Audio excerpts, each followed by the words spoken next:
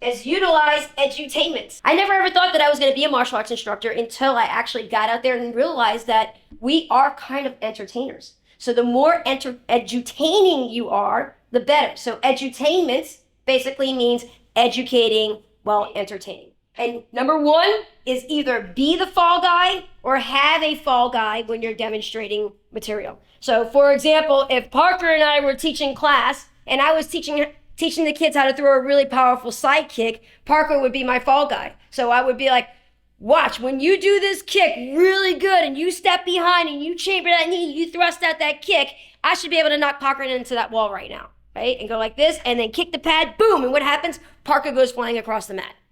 What happens to the kids? Whoa, did you see that kick? That was so cool. And it makes it very exciting and entertaining, right? One of the things that you would notice, and I know Manny has been to my school. If you've ever, when I was teaching, I've sold my school and now I've moved on to skills. But when you would come to our classes at On the Mat Martial Arts, we had tons of parents who were always there. People were like, wow, your parent area is always full. And guess what? You would very rarely see a parent on their phone. They were watching class. They were just as entertained as the kids were. I want that class to be the parents are laughing, the kids are laughing, the parents are crying, they're laughing so hard. If you can get to that level, especially the younger the kids, the more the laughs, boy, are you going to be extremely powerful.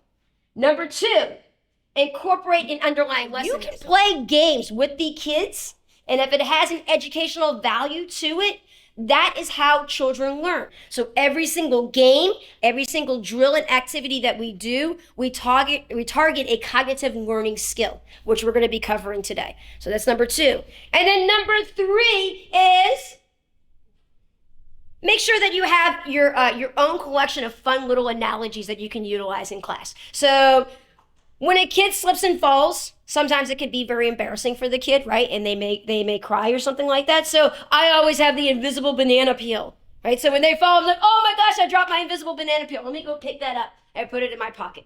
Parents think that's hilarious. When we're doing strong kicks, we get out our hot sauce. So we're like, okay, this kick needs to be powerful. Everybody pull out your hot sauce, put it all over your leg, spread it all over you. Now kick the pad, pow! They love that type of stuff.